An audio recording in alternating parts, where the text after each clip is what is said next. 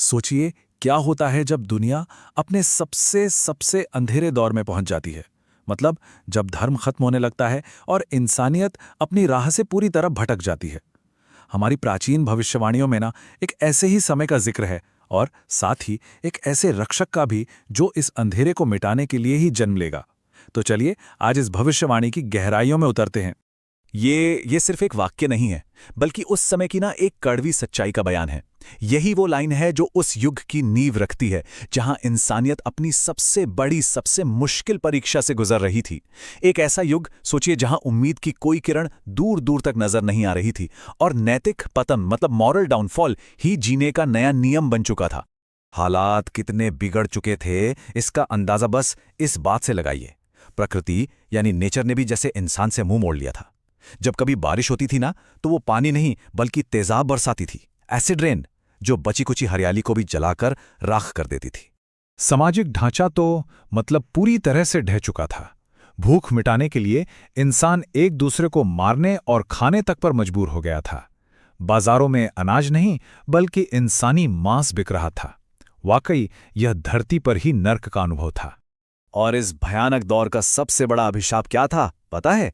इंसानी जिंदगी सिमटकर सिर्फ 20 से 30 साल की रह गई थी। इतनी छोटी उम्र में पीढ़ी को आगे बढ़ाने का दबाव छोटे छोटे बच्चों पर आ गया था। 8 से 10 साल की उम्र में लड़कियां गर्भवती हो रही थीं। जिंदगी अब कोई वरदान नहीं बल्कि एक छोटा और दर्दनाक अभिशाप बन चुकी थी। तो सवाल ये उठता है कि दुनिया इस भयानक, इस डरावनी स्थिति में पहुंची कैसे? देखिए, ये सब कुछ रातों रात नहीं हुआ। ये एक बहुत ही धीमी लेकिन लगातार गिरावट का नतीजा था। चलिए देखते हैं कि इस पतन की शुरुआत आखिर हुई कैसे। और सबसे दिलचस्प बात जानते हैं क्या है? इस पतन की जड़ें हमारी ही तरक्की, हमारी प्रोग्रेस में छुपी थीं। टेक्नोलॉजी जो सुविधा के लिए बनाई गई थी, उसी ने लोगों को एक दूसरे से दूर कर दिया और अकेलापन बढ़ता चला गया। परिवारों में घर घर में झगड़े होने लगे, सड़कों पर लूटपाट और हत्या तो जैसे आम बात हो गई थी। और जब इंसान इन सब से जूझ ही रहा था तो सुनामी, भूकंप और महामारियों ने उसे और भी ज्यादा तोड़ दिया। कुल मिलाकर इंसान अपनी ही बनाई हुई चीजों का गुलाम बनकर रह गया था। इसी दौर को हमारे शास्त्रों में कलयुग कहा गया है। ये सतयुग, त्रेता और द्वापर के बाद 4 युगों के चक्र का आखिरी पड़ाव है। ये वो समय है जब धर्म और अच्छाई लगभग खत्म हो जाती है और अधर्म अपने चरम पर होता है। ये सिर्फ एक टाइम पीरियड नहीं है बल्कि नैतिक पतन की एक अवस्था है। लेकिन कहते हैं ना, जब अंधेरा सबसे घना होता है तभी एक नई सुबह का जन्म होता है। इस घोर निराशा के बीच उम्मीद की एक प्राचीन भविष्यवाणी अब भी जिंदा थी। एक ऐसे हीरो की भविष्यवाणी जो आंखें सब कुछ बदल देगा। शंभाला नाम का एक गांव हुआ करता था। एक ऐसा गांव जो कलयुग की काली छाया से दूर अब भी शांति की गोद में बसा हुआ था।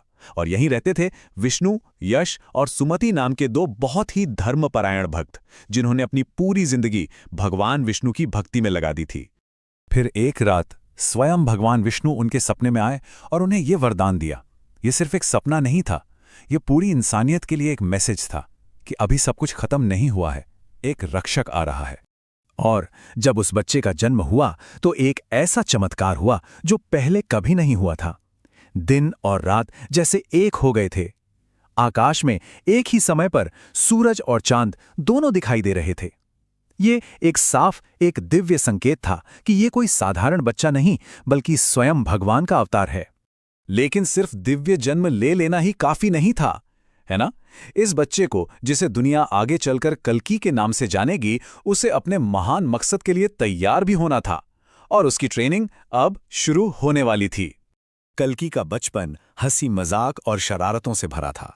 वो अपने पशु दोस्तों के साथ खेलते थे, लेकिन इन सब के बीच भी उन्हें हर पल ये एहसास रहता था कि उनका जन्म किसी बहुत बड़े, किसी महान उद्देश्य के लिए हुआ है। उन्हें तैयार करने के लिए कौन आए जानते हैं?